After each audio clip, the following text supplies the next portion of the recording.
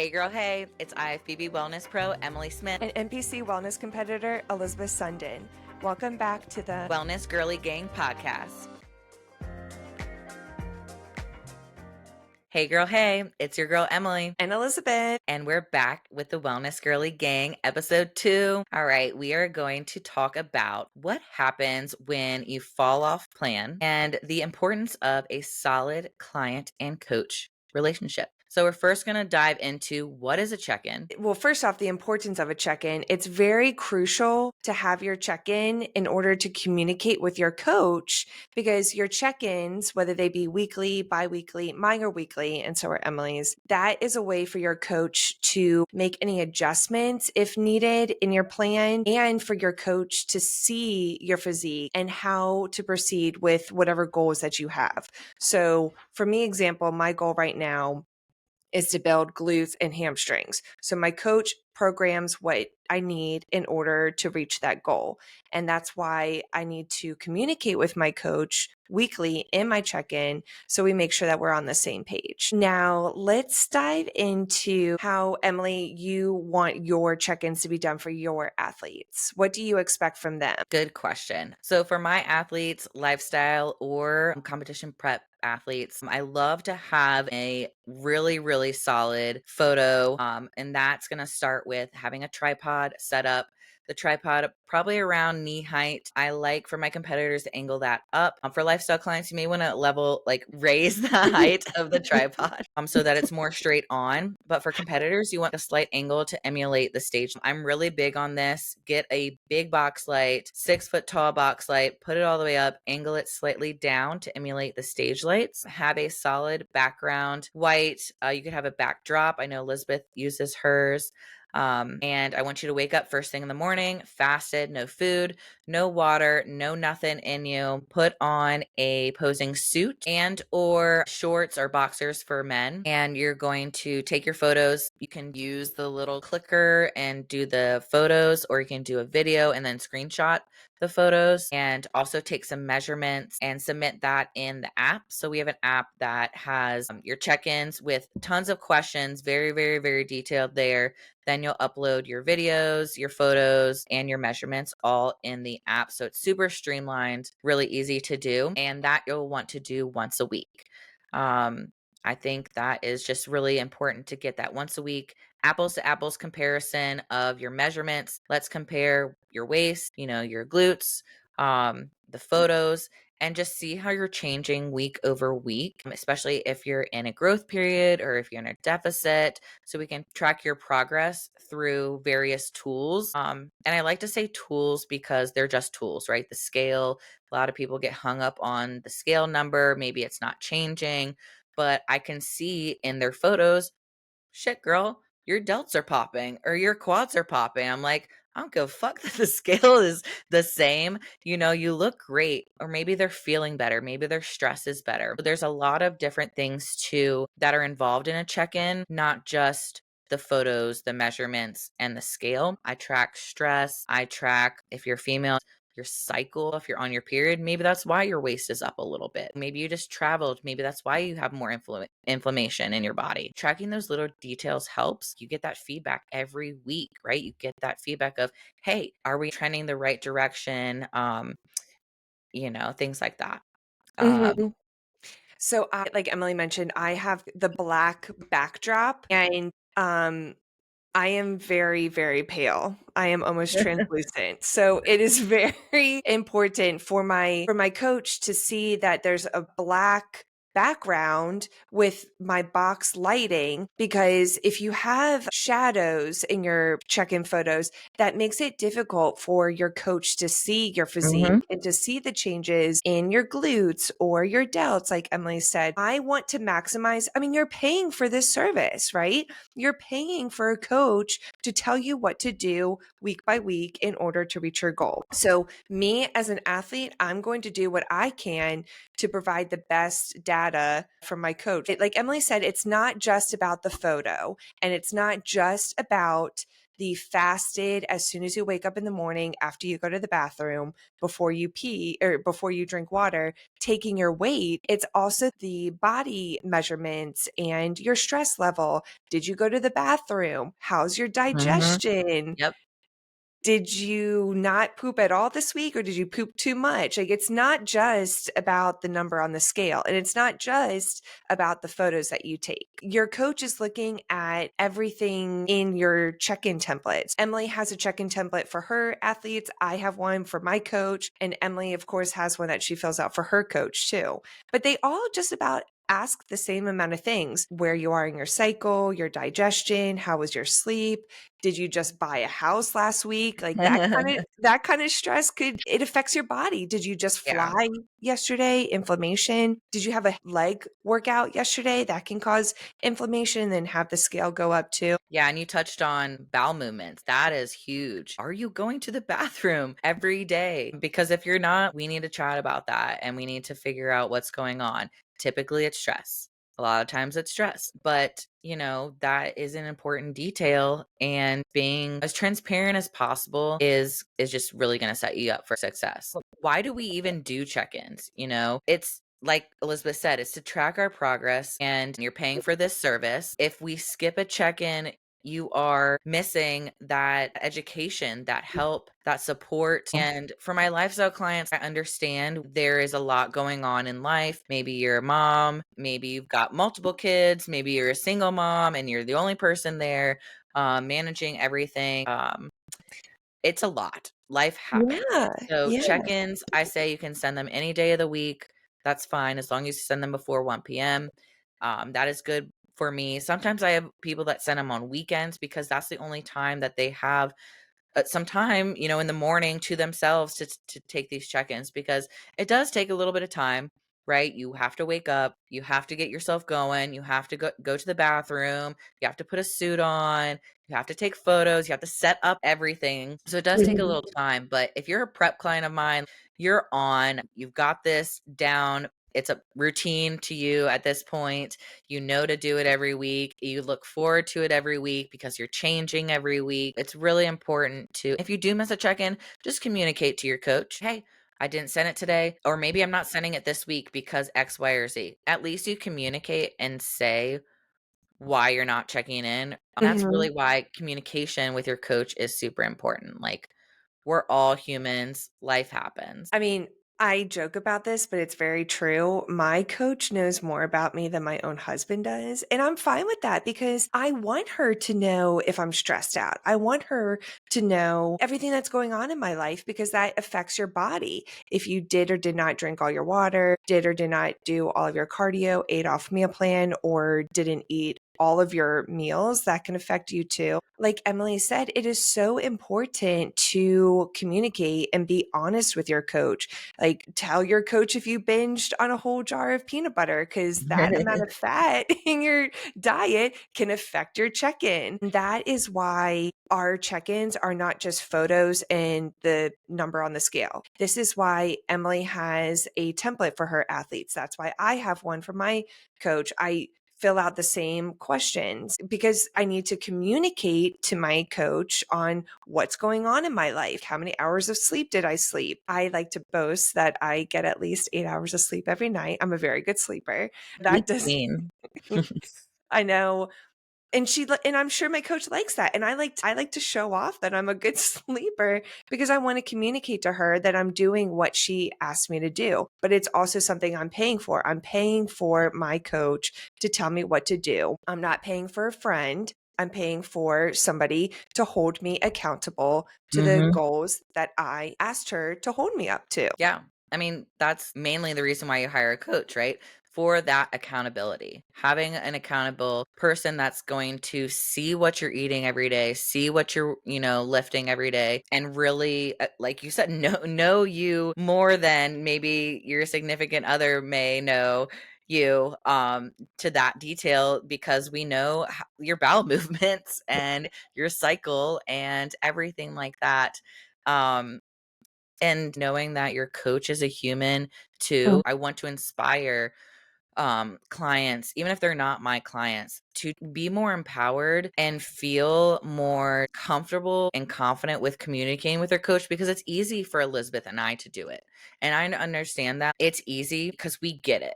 We get it. It's an investment. And again, we want to be told what to do. And I do have a ton of clients like that. But there's clients want to prove to their coach that they can do it, and sometimes when they don't do it, they feel embarrassed that they didn't do it. And so that's why it's a common reason why people will miss a check-in or skip a check-in. Other common reasons why someone would miss a check-in is they binged on something and they feel embarrassed. A lot of people that hire a coach, they want to be better. And when they're not better, it's like, "Oh, I'm not good enough." And Mhm. that makes me very sad because no one's good enough.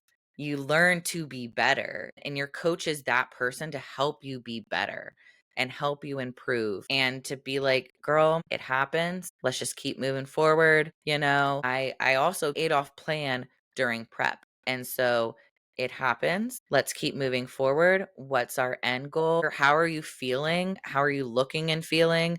Is big too for check-ins, because I've had some I fit into this shirt that I didn't fit into last year, but her weight didn't change. So these are other things that I love, those details in check-ins. I have to buy new jeans because I lost, another pant size. Those little details are amazing, not just the scale. Those are some awesome wins. And those are things you see in the check ins that you may not recognize if you don't send a check in, if you don't have a journal, if you don't do your affirmations or your gratitude or write anything down about your experience. The check in, if anything, is your little journal. It's your little journal to Good keep point. track of everything that you're doing. You can look back and be like, hey, wow, I was really proud of that moment where I did lose a jean size, or I was really proud of that moment when I fit into that shirt, or I was really proud of that moment, right? Because we're so used to that instant gratification all the time. That's a good point. Whereas if one week there was a setback, okay, but girl, you're still crushing it. You're still Yeah. doing great.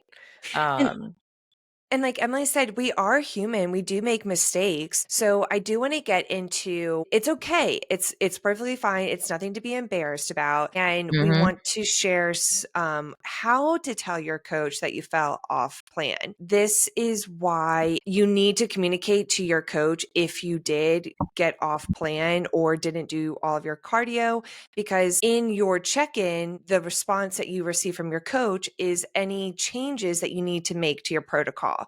And if your coach thinks that everything was perfect, then your coach is going to think, oh, shoot, I should probably change protocol, increase cardio or decrease cardio, food, if your mhm, coach thinks that you were 100% on, but you weren't. So it's nothing to be embarrassed about at all, but you would be doing a disservice to yourself if you do not tell your coach, hey, I messed up this week. I fell off plan. It's perfectly fine to tell your coach that you didn't do everything 100%. mhm, yep, So yeah, and that's why we do check-ins, is to tell our coach, to communicate and be honest with our coach, to tell them. Um, does it hurt? I don't expect anyone to be 100%. If you're 100%, awesome. Great. You're fire. I love it. We're going to celebrate that. But if you're not, it's okay. This is why you hire a coach. It's a learning process. There are many things that we need to figure out as humans. It could be prioritizing time, it could be managing stress, it could be maybe we're just in a shitty relationship right now.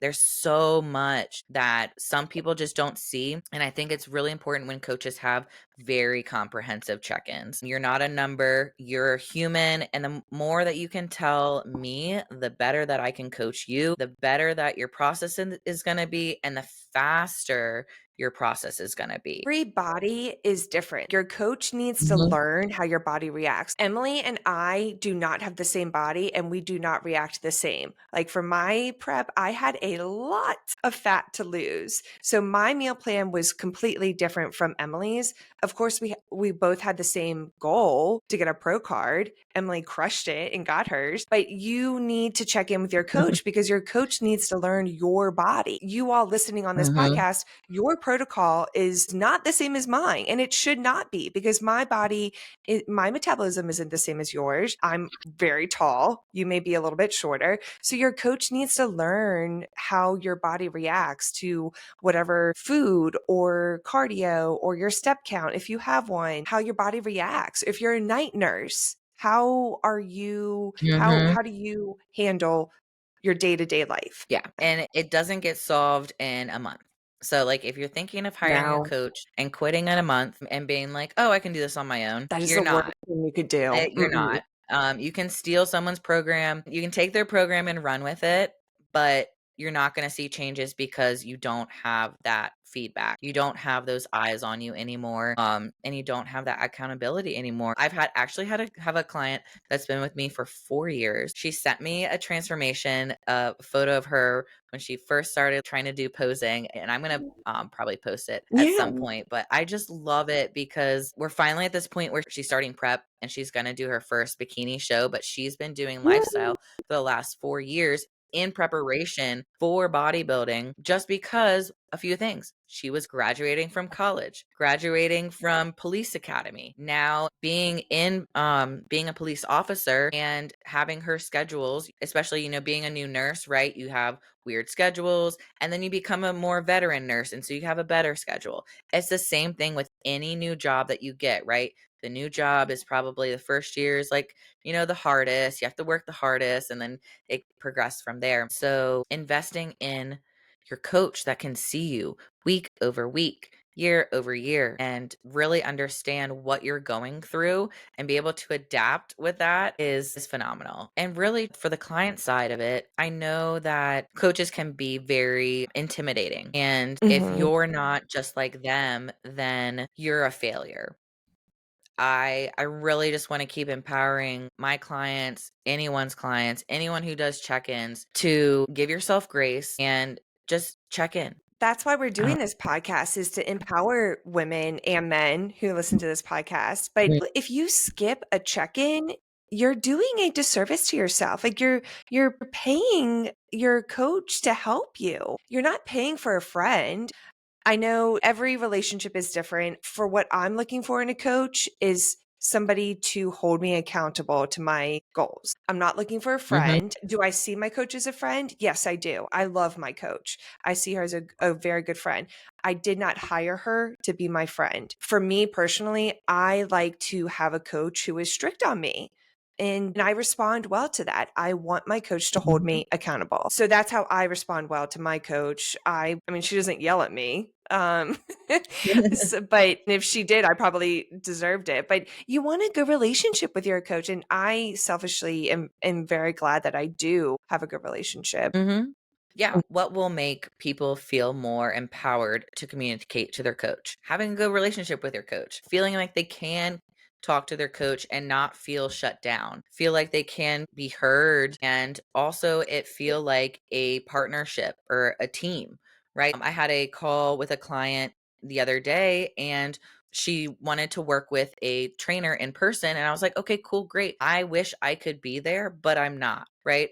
So this trainer got to see her, how she moved, and was able to give us perspective. And we're able to change the program a little bit. And I get that understanding of how she's feeling, what they think she's feeling too, and make a partnership. And that is what I really love because, hey, maybe you're a certified personal trainer yourself and you're coming to me as a coach and or maybe that's a goal of yours and I love that. First of all, I love more girls, more men, women becoming personal trainers or certified coaches themselves. And I will definitely be alongside cheering you on or teaching you how to do it too, because I'm all for that. I think the one thing that my client really appreciated was that she felt heard and supported at the same time. And then updating her training plan adding in some intensifiers, really working on customizing her program to her and her injuries. And without her being comfortable enough to do that, we wouldn't have had that. So it's really, really nice when and my clients do feel empowered to speak up because they know that I'm not a scary human, even though, I can be, No, you're kind of hard not. on them, like drink your water, damn it. No. That I want to just make them successful. I want to make them happy. Their happiness means the most to me, and what they're coming to me for, I want to make sure that they reach that goal. I have a couple, a boyfriend girlfriend couple that came to me, and she actually was a client 3 years ago, brought her boyfriend back this year because they wanted to get shredded for the summer. So they have that goal, right? All right. So that's my goal for them, is to get them lean for the summer. Um, Little did we know that the girlfriend actually had a lot of stress going on, and so we're working on managing her stress. So then the next week, her stress was down. She's like, "I can't believe like how much inflammation I had due to stress." And that was huge. So just her being open enough to, one, get her blood work done to figure out what was Yeah. going on, because she went through her regular doctor that they thought it was her thyroid, but they didn't test all of her sex hormones to really figure out if it was thyroid or what not. They actually didn't even test her cortisol. Her cortisol was off the charts. So that was the one thing we worked on. We can go into some of these blood work case Wow. studies and things like that in other podcasts. Moral of the story of this is like how to tell my coach that I fell off is to just feel comfortable communicating to your coach, knowing that they're not going to bite your head off, they're not going to yell at you, that we really are here to educate, to inspire, to make you better, and to help you problem solve. We're your chat GPT, but we're humans. We're helping you Exactly. problem solve while understanding everything going on in your life. He cannot understand your body the way that your coach looks and tries to interpret what's going on with your body. Another thing with stress is setting boundaries in relationships. That could be another Mhm. podcast. That can definitely lessen your stress, is to set boundaries. It's very important to have that solid foundation and relationship with your coach. Yeah, and the honesty is the best policy. Mhm. Did I like sending my coach, "Hey, I just binged a whole jar of peanut butter"? No, but she understood Mhm. why my body looked the way that it did and my digestion was the way that it was. Yep. Um, And then you start to learn that too. And that's what really a coach should be educating a client for after being with a coach, especially my lifestyle clients. We are teaching you how to track macros, how to make those decisions when you're traveling, how to make better, healthier decisions so that you don't need a coach anymore, that you can do this on your own and feel empowered to do this on your own.